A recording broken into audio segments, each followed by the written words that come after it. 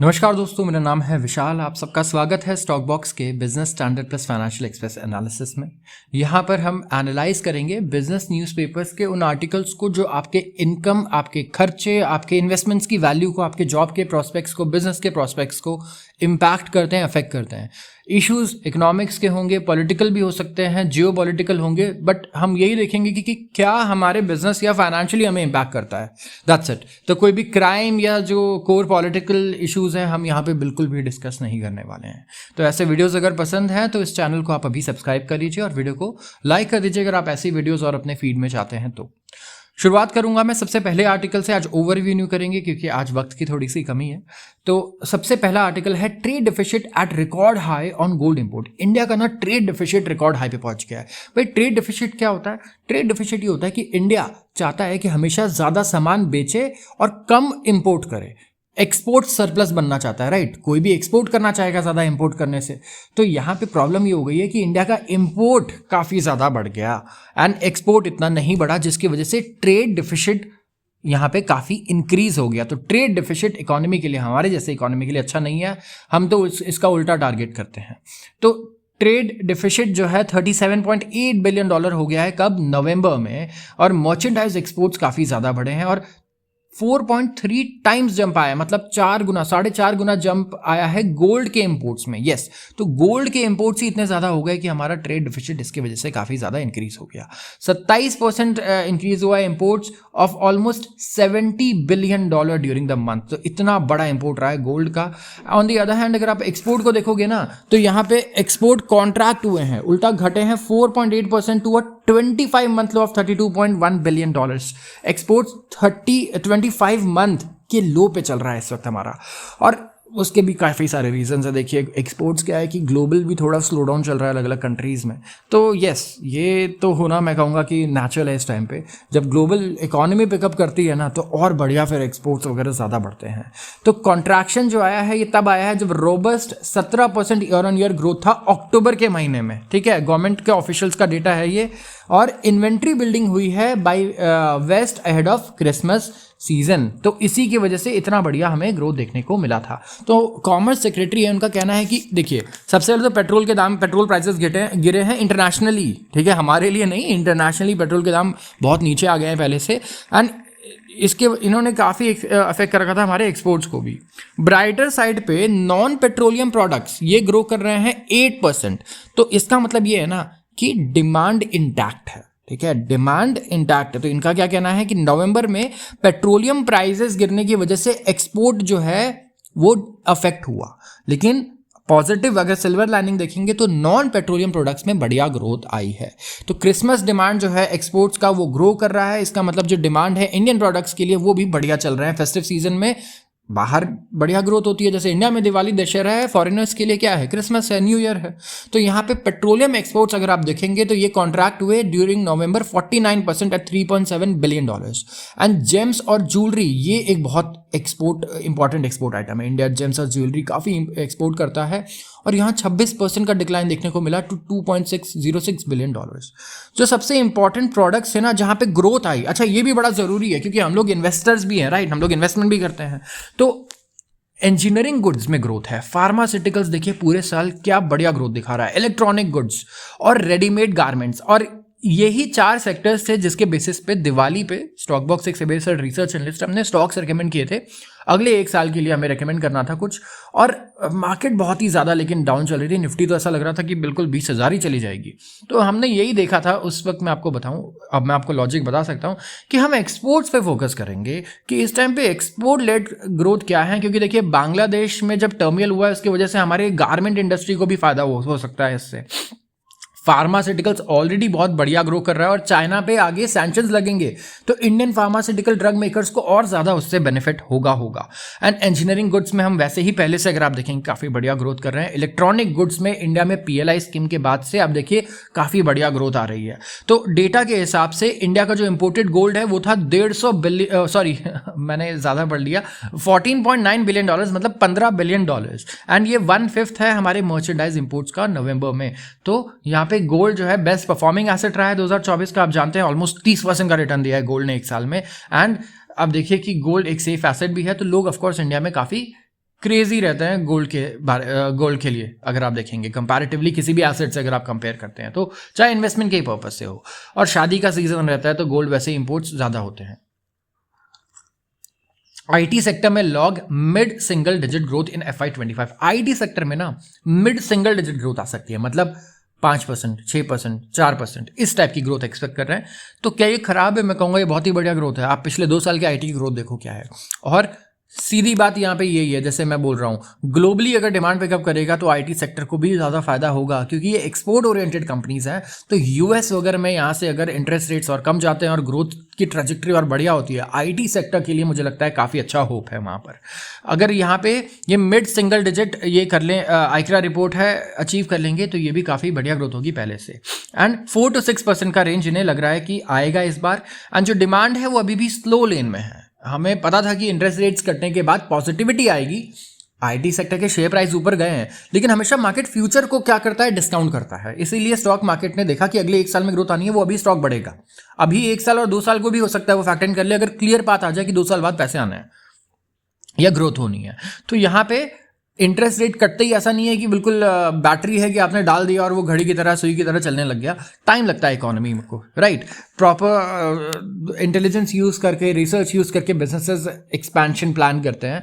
तो यहाँ पे यही होगा, और डोनाल्ड ट्रंप के आने के बाद और ज़्यादा हमें क्लैरिटी देखने को मिलेगी। हालांकि रेट कट्स हम एक्सपेक्ट कर रहे हैं कि आगे कंटिन्यू रहेंगे और ब्याज इन्फ्लेशन ऐसे ही कंट्रोल रहेगा। मुझे लगता है यूएस आई होप ऐसा कुछ नहीं करेगा जिससे कि इन्फ्लेशन में प्रॉब्लम आए। ऑयल वगैरह का जो मैं कहूँगा प्राइस है ये वॉलेटाइल हो, यूएस भी नहीं चाहेगा।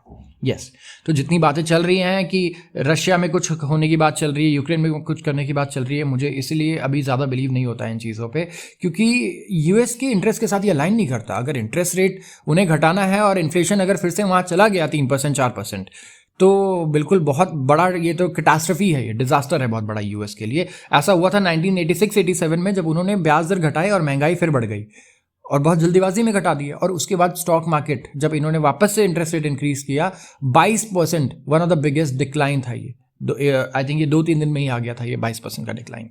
तो ये तो मुझे नहीं लगता है बिल्कुल भी चाहेंगे। Sluggish Europe orders put India's motor fuel exports to Asia. अब क्या है कि यूरोप, आप देखिए कि यूरोप ने सैंक्शंस लगाए रशिया पे, तो उससे डायरेक्टली ऑयल नहीं खरीद सकता है। तो क्या हो रहा था कि इंडिया रशिया से ऑयल खरीद के प्रोसेस करके यूरोप को बेच रहा था और महंगे दाम पे। तो काफ़ी लोग इससे चिड़े हुए थे यूरोपियंस। अगर आप देखेंगे कि ये कैसा हमने डिजास्टर मूव कर रखा है, हमें पता नहीं हमारे पॉलिटिशियंस क्या कर रहे हैं। तो इंडिया ने क्या किया है ना, अपने मोटर फ्यूल एक्सपोर्ट्स को अब डाइवर्ट कर दिया है, पिवट कर दिया है टॉवर्ड्स एशिया। रिसेंट मंथ का ये डेटा शो कर रहा है कि एशिया का जो शेयर है ना इंडिया के मोटर फ्यूल एक्सपोर्ट्स में, वो 3 गुना बढ़ गया है। और यूरोप का जो शेयर है वो 20% से 8% पे आ गया है सेम टाइम में। और इसका एक बहुत इंपॉर्टेंट, मैं कहूँगा, कुछ फैक्टर्स हो सकते हैं इसके लिए। सबसे पहले तो मोटर फ्यूल ना 3rd लार्जेस्ट कैटेगरी है एक्सपोर्ट का पेट्रोकेमिकल्स में। ये पेट्रोकेमिकल का पार्ट है। ऑटोमोटिव, डीजल और फ्यूल के बाद मोटर फ्यूल ही आता है। एंड एविएशन टर्बाइन फ्यूल भी ऑफकोर्स यहाँ पे वन ऑफ द मेजर, मैं कहूँगा, पेट्रोलियम प्रोडक्ट्स है जो हम एक्सपोर्ट करते हैं।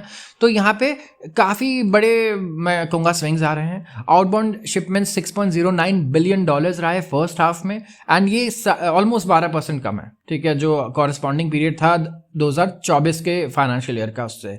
तो ज़्यादातर यूरोप जो एक्सपोर्ट्स हैं यूरोप में गए हैं 2022 से, जब रशिया का इन्वेजन हुआ यूक्रेन में।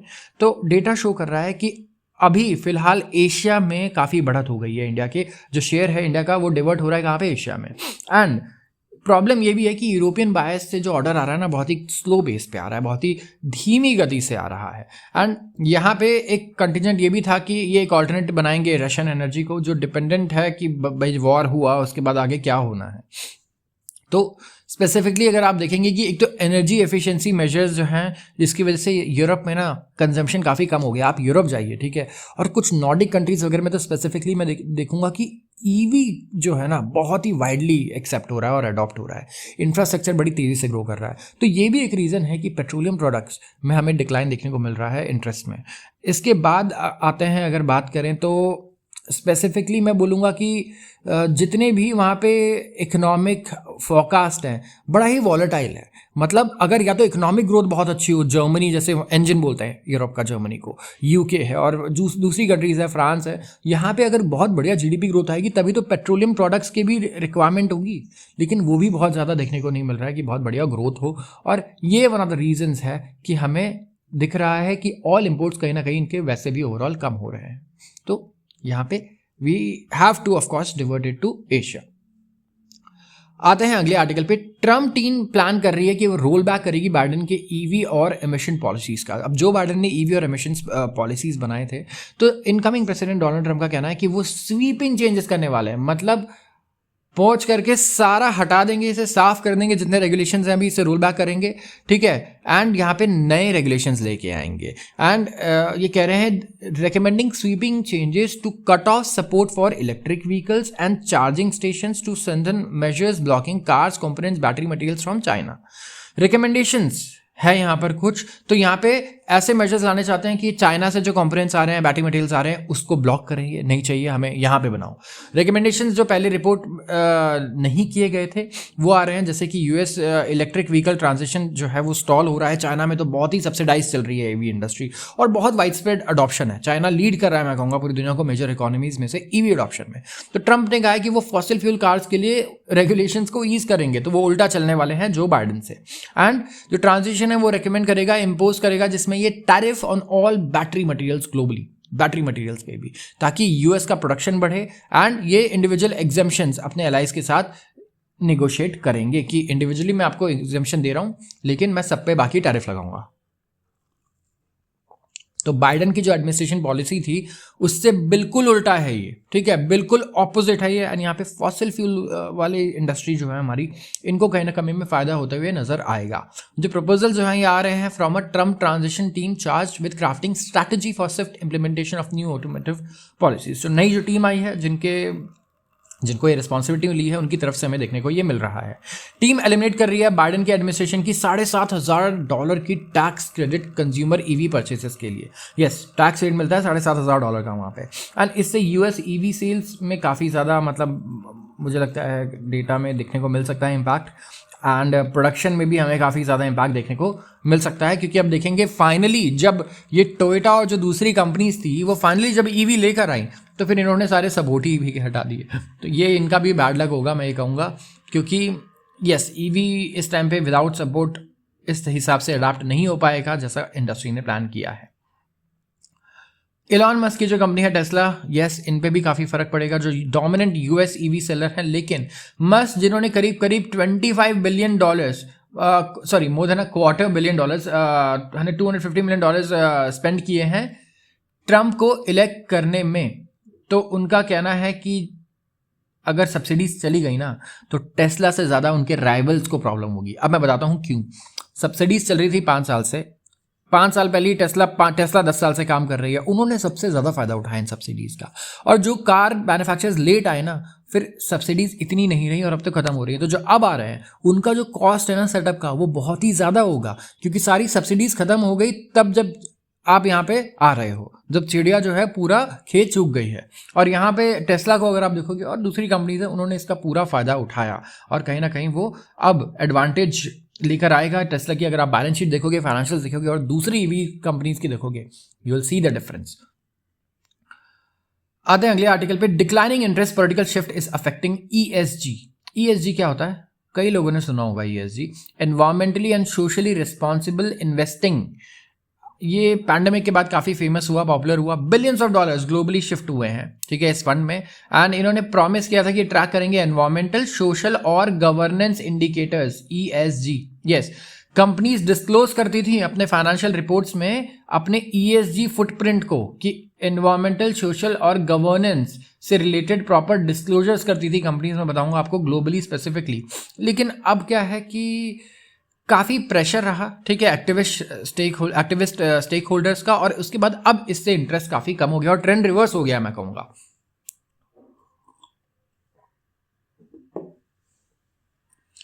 अगर आप ब्लूमबर्ग को देखेंगे, इन्होंने डेटा यूज़ किया रिसर्च फर्म मॉर्निंग स्टार से। और मॉर्निंग स्टार का जब इन्होंने डेटा यूज़ किया तो इन्होंने देखा कि करीब $24 बिलियन जो है ना वो जा चुके हैं, कहाँ से निकल चुके हैं ये पैसे, ग्रीन फोकस्ड फंड से। जो ग्रीन फोकस्ड फंड थे वो फंड जहां इन्वेस्टमेंट ग्रीन फोकस पे था, ग्रीन टेक्नोलॉजीज, ग्रीन इंडस्ट्रीज पे था। एंड गुड रीजंस है कि आगे जो मामला है और खराब होने वाला है। एंड क्लियरली मार्केट जो है वो बिलीव करती हैं कि ऐसा होगा। ESG एडजेसेंट जो भी स्टॉक्स है ना, ESG वाले स्टॉक्स जो लिस्टेड हैं जैसे कि सोलर, विंड, ये अंडर परफॉर्म कर रहे हैं ग्लोबल इंडिसेस को। और ऐसा क्यों हो रहा है? बहुत सारे फैक्टर्स हैं ऐसे। सबसे पहला फैक्टर्स तो पॉलिटिकल सिचुएशन है। यूएस के इलेक्शन में ESG को देखिए स्पेसिफिकली कितना टारगेट किया जा रहा था पॉडकास्ट पे, और जो भी पूरा नैरेटिव बिल्डिंग था ना, अगर आप ये न्यूज़पेपर ही मैं एनालाइज कर रहा हूँ ना, आप इनको ही देखिएगा, मतलब काफ़ी सारे न्यूज़पेपर्स खुद ये प्रोपेगेंडा कर रहे थे और एजेंडा इनका यही था कि ESG को हर्ट करना है, और कुछ बहुत ही ज़्यादा फेवर में भी थे, बहुत ही एक्सट्रीम फेवर में। तो president elect Donald Trump quite clear रहे इसके बारे में। उन्होंने कहा है कि ये रोल बैक करेंगे कुछ एफर्ट्स जिनके प्रेडिसेसर ने कहा, लेकिन ESG एक डिवाइसिव है पॉलिटिकली, ठीक है, ये डिवाइड कर रहा है। एंड वन ऑफ द इनके एसोसिएट्स हैं जो फॉर्मल फार्मास्यूटिकल एंटरप्रेन्योर है, विवेक रामास्वामी।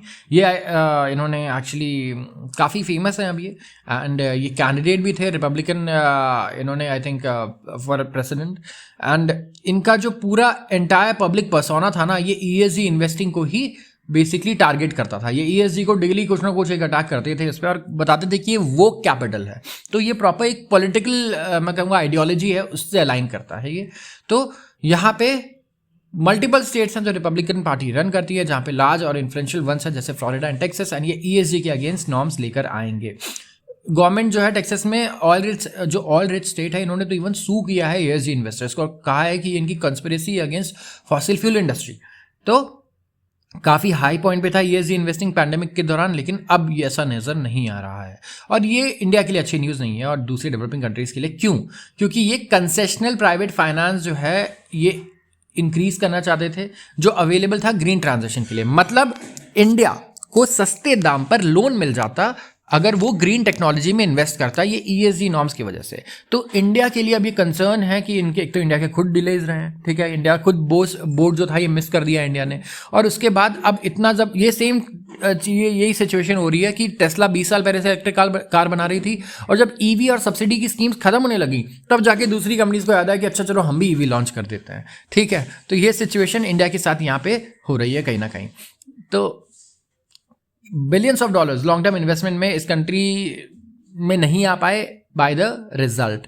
और इंडिया का जो नी जर्क डिज़ायर है कि वो री इन्वेंट करे अपने रेगुलेटरी व्हील को, मतलब नए रेगुलेशंस लेके आए और प्रॉपर ग्लोबलाइज करे, मतलब इंटरनेशनलाइज करे हमारे रेगुलेशंस को, कि लोग समझ पाएँ, बहुत क्लियर रैशनलाइज करें। हम बात भी करते रहते हैं, वो उसमें कहीं ना कहीं काफ़ी टाइम भी लग रहा है हमें। तो ना कि गाइडलाइंस जो है ESG इन्वेस्टर्स के वो इमर्ज करते हैं डिलेड, मतलब आ रहे हैं लेकिन वो डिलेड ही है, ऐसा नहीं कि खाली लेट नहीं है। बहुत सारे ऐसे रीज़न है कि ये इंटर ऑपरेबल होंगे with those in the rest of the world. तो यहाँ पे स्पेसिफिकली देखिए कहा जा रहा है कि इंडिया का जो नी जर्क डिज़ायर था कि हम नए रेगुलेशंस लाएंगे, री इन्वेंट करेंगे अपने आप को। फॉर एग्जाम्पल हम टेक्सोनॉमीज बना रहे थे जो डेवलप्ड हैं यूरोपियन यूनियन में और इवन पीयर नेशन जैसे इंडोनेशिया और श्रीलंका में, इसकी वजह से प्रॉस्पेक्ट्स हमारे हर्ट हो गए। अब जो गाइडलाइंस है ना ESG इन्वेस्टर्स के, डिले तो वो हो ही गए, लेट तो हम हो ही गए हैं, और यहाँ पे एवरी रीज़न है कि अब हमें डरना चाहिए कि ये इंटर ऑपरेबल अब रहेंगे ही नहीं रेस्ट ऑफ द वर्ल्ड से। और सिंपल और हार्मोनाइज जो रेगुलेशंस होते हैं ना, इंडिया में तो देखिए बड़ा मुश्किल है, सिंपल और हार्मोनाइज रूल्स और रेगुलेशंस बनाना बड़े कॉम्प्लिकेटेड होता है हमारे लॉस, स्पेसिफिकली फॉरेनर्स के लिए। तो ये हमें चाहिए फ्लो ऑफ कैपिटल को अगर हमें ईज करना है, थोड़ा सा सिंप्लीफाई करना है। तो सस्टेनेबल इन्वेस्टिंग में अभी भी इंटरेस्ट है, लोग ग्रीन टेक्नोलॉजी में अभी भी इन्वेस्ट करना चाहते हैं, लेकिन हमें और ज़्यादा मेहनत करनी होगी अब, क्योंकि पहले पैसा काफ़ी बट रहा था तब हम लोग वहाँ नहीं पहुँचे, अब जब कम बट रहा है तो अब हम लोग वहाँ पर काफ़ी ज़्यादा एनर्जी के साथ और प्रिपरेशन के साथ बैठे हुए हैं। आते हैं अगले आर्टिकल पे, और ये भी एक एडिटोरियल है, interventionist policy, QCOs should not hurt Indian producers। यहाँ पे बात किसकी हो रही है? गवर्नमेंट ने स्टेट किया है रिसेंट ईयर्स में कि इंडिया एक बहुत ही प्रैक्टिकल अप्रोच रखने वाला है, ठीक है। प्रैग्मेटिक का मतलब होता है प्रैक्टिकल एंड लॉजिकल ट्रेड और इकोनॉमिक इंटीग्रेशन के लिए, और ये यूटिलाइज करेगा अपने एग्जिस्टिंग फ्री ट्रेड एग्रीमेंट्स को। फ्री ट्रेड एग्रीमेंट्स दो कंट्रीज के बीच में एग्रीमेंट्स होते हैं जहाँ पे ये टैक्स को सिंप्लीफाई कर देते हैं, काफ़ी टैक्स फ्री भी कर देते हैं, और एक दूसरे के साथ वो ट्रेड बढ़ाना चाहते हैं, ठीक है। आप चेक कर सकते हैं इंडिया के बहुत सारे फ्री ट्रेड एग्रीमेंट्स हैं अलग अलग कंट्री के साथ। एंड इंडिया नए भी साइन करना चाहता है, जैसे इंग्लैंड के साथ हम लोग यूके के साथ साइन करना चाह रहे हैं, यूनाइटेड किंगडम के साथ कई सालों से ट्राई कर रहे हैं, निगोशिएट कर रहे हैं फ्री ट्रेड एग्रीमेंट। एंड हम चाहते हैं कि हमारा मैन्युफैक्चरिंग ग्रो करे, राइट, और हम ग्लोबल वैल्यू चेन का पार्ट बने, कुछ प्रॉपर एक सब्सटैंशियल परसेंटेज गेन करें ग्लोबल शेयर में। एट द सेम टाइम हमने नए लाइसेंस परमिट सिस्टम भी निकाल दिए हैं जो ट्रेडर्स यूज़ करते हैं मल्टीपल सेक्टर में, उन्हें डील करना ही है वो लाइसेंसेस के साथ। और ये है number of quality control orders, QCOs, ये भी मल्टीप्लाई कर चुका है। QCOs क्या करते हैं ना, ये इंपोर्ट को रेस्ट्रिक्ट करते हैं, क्योंकि इंडिया इंपोर्ट कम करना चाहता है। जब तक कि आपके पास वेरियस सर्टिफिकेट नहीं है ना, तब तक आप इंपोर्ट नहीं कर पाएंगे कुछ चीज़ें इंडिया में। और पर्टिकुलरली अगर आप देखें ब्यूरो ऑफ इंडियन स्टैंडर्ड्स, जितने भी इंजीनियरिंग स्टूडेंट हैं या MBA स्टूडेंट्स हैं, उनको BIS के बारे में तो पता होना ही चाहिए कि मतलब इट इज़ वेरी इंपॉर्टेंट। अगर आप कोई प्रोडक्ट डेवलप करते हैं, कुछ भी आप इनोवेशन कर रहे हैं, किसी भी नई चीज़ पे वर्क कर रहे हैं, BIS is there in India, bureau of Indian standards, उस प्रोडक्ट के लिए। तो जो गवर्नमेंट का जस्टिफिकेशन है कि इंडियन कंज्यूमर्स को प्रोटेक्ट करना बहुत ज़रूरी है खराब चीज़ों से, जो सब स्टैंडर्ड गुड्स हैं, और यही केस यूज़ किया जा रहा है इनफॉर्मली कि चाइनीज़ मैन्युफैक्चरिंग को कहीं ना कहीं दबाया जाए, इंडिया में नहीं आने दिया जाए। एंड नए नॉन टैरिफ बैरियर्स लगाए जा रहे हैं। अब जैसे नॉन टैरिफ बैरियर्स क्या होता है, टैरिफ बैरियर क्या है कि मैंने समझ लो टोल लगा दिया कि आपको टोल टैक्स पे करना है फॉर एग्जाम्पल, लेकिन नॉन टैरिफ बैरियर क्या है, मैं बोलूँगा आपको ना परमिशन लेके आना है यहाँ पे गवर्नमेंट से, तो अब ये बैरियर है, आपको इतना लंबा समय लगेगा, परमिशन लेना पड़ेगा, परमिशन मिलेगा नहीं, और एक आदमी आराम से टोल पे करके निकल गया वहां से, राइट। तो ये काफ़ी ज़्यादा मतलब मैं कहूँगा तेज़ी से बढ़ा है। सबसे पहले तो इन्हें QCOs के फॉर्म में हम बोलते हैं जिसे, एंड ये एंटीथेटिकल है कंज्यूमर के इंटरेस्ट को, और ये ट्रेडर्स और मैन्युफैक्चरर्स दोनों को काफ़ी हर्ट कर रहा है। जैसे बात करते हैं स्टील की, स्टील तो काफ़ी डिस्कशन का पॉइंट भी रहता है हमारे। ये ओवर कैपेसिटी से परेशान है हमारी स्टील इंडस्ट्री चाइना के, क्योंकि चाइना में ओवर कैपेसिटी है तो ये इंडिया में बेच रहे हैं सस्ते दाम पे, हमें भी सस्ते दाम पे बेचना पड़ रहा है, नुकसान हो रहा है हमारी कंपनीज का। इससे इंडियन स्टील क्या हुई, बिल्कुल अनकॉम्पिटिटिव हो गई। लेकिन जो स्टील डंपिंग बाय चाइना है ना, इसको एड्रेस नहीं किया जा सकता है QCOs के थ्रू। अब QCOs में गवर्नमेंट क्या कर रही है, नॉन टैरिफ बैरियर्स लगा रही है, लेकिन क्या उससे रुक रहा है स्टील इंपोर्ट? क्या कम हुआ है चाइना से? नहीं। एंड ये जो ऑर्डर्स हैं ये इशू किए जा रहे हैं डिफरेंट काइंड ऑफ स्टील के लिए इन आर्बिट्ररी फैशन।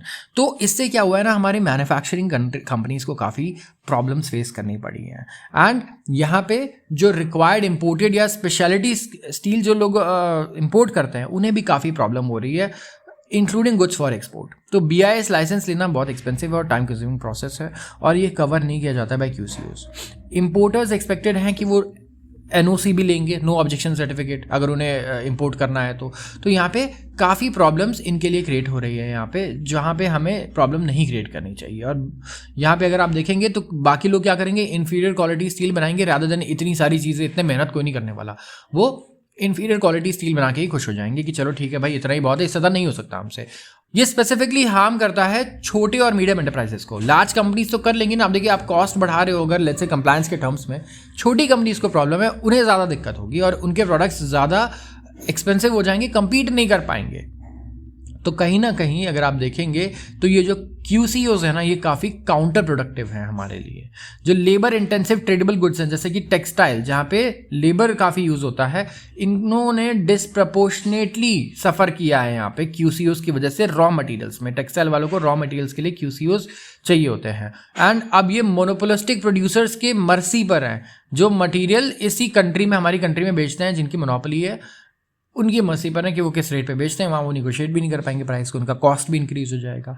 तो ये जो रैशनेस है ना, जल्दीबाजी है और हड़बड़ी में आप चीज़ें कर दे रहे हो प्रॉपर प्लान नहीं करके, इसकी वजह से कहीं ना कहीं थोड़ा प्रॉब्लम हो रहा है। तो गवर्नमेंट प्राउड हो सकती है अपने डीरेगुलेशन का कि हमने रेगुलेशंस कम किया और रिफॉर्म किया है, लेकिन अपने अचीवमेंट्स को वो जेपडाइज कर रही है, जेपडी में कर रही है। मतलब आप बेसिकली जेपडाइज या जेपडी में डालना मतलब खतरे में डालना होता है, ब्यूरोक्रेटिक कंट्रोल रिजीम को वापस लाकर स्पेसिफिकली QCOs के फॉर्म में। तो गवर्नमेंट ने कहा था कि QCOs जो है ना वो 2500 गुड्स को कवर करेंगे। 2500 गुड्स अगर आप इंपोर्ट करते हो तो QCOs चाहिए, और लेकिन अगर आप देखेंगे तो ये कहीं ना कहीं इंडिया की प्रोडक्टिविटी, क्वालिटी, कंज्यूमर वेलफेयर के लिए काउंटर प्रोडक्टिव है, इतना अच्छा नहीं है। तो आज के लिए बस इतना ही। अगर आपको वीडियो अच्छी लगे तो ज़रूर चैनल को सब्सक्राइब कर लीजिए और वीडियो को भी ज़रूर लाइक कीजिएगा। आप सबका बहुत बहुत धन्यवाद।